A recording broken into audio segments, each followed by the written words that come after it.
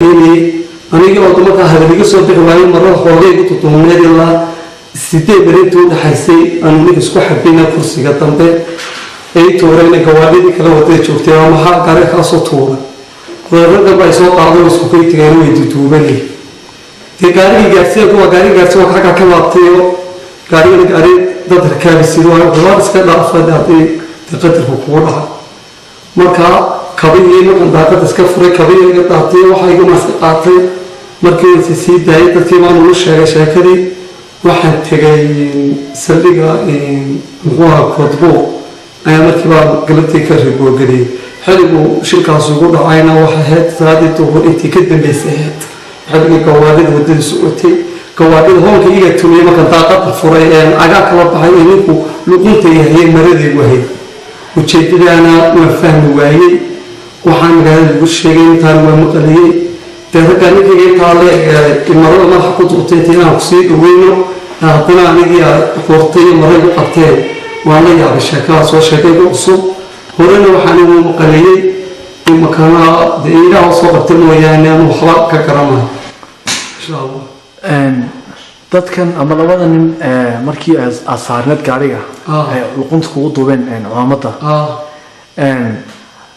كلمات كي استعماليين يهضلوا استعماليين ما حد كفاتين رقم رق صومالية أنا رق ميدا كلها ما هي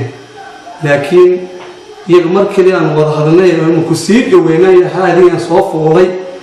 أن موقع كي يقول عين السيرة أن شابت أنو وأجي موقع كسر صوص صاروا يمرض يكورتس ومر بهاي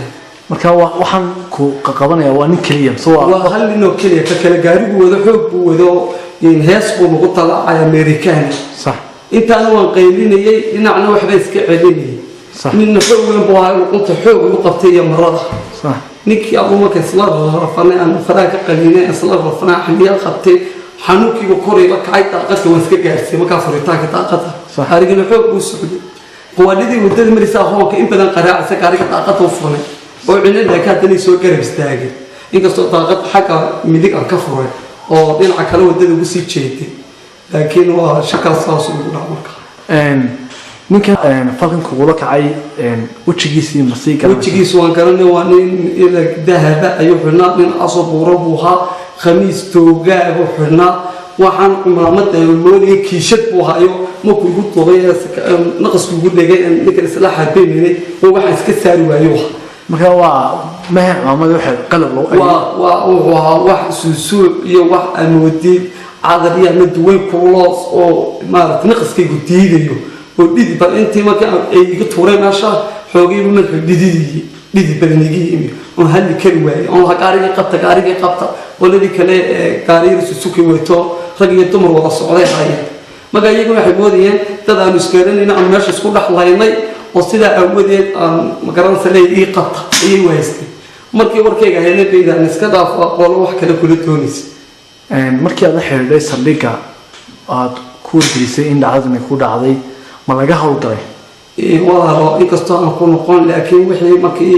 wixii meel lagu hagaagay waa mid subxaanallah lambarkayga weydiiyay lambarka waxba kama garin markaan soo dhacay aan qeylin iyo gaariga kaliya istaagay waan sarxaansa si alla si ahaba aan garanay marka lambarna maan xiftiin laakiin ka wajigiisa tuu ka soo baxo waan garanaya ugu dambeyntii maxay tahay fariinta aad dirayso fariinta aad diray waxa weeyaan dadka reer Geeso Soomaaliya ku wadana waxa la dhamaantiin ka waadida dadka qaas ama waraniyo waan aan ku dhaweyno iska wada jiro waa ninka aan labada nin aan raacay laba midab kala ama wax kala wada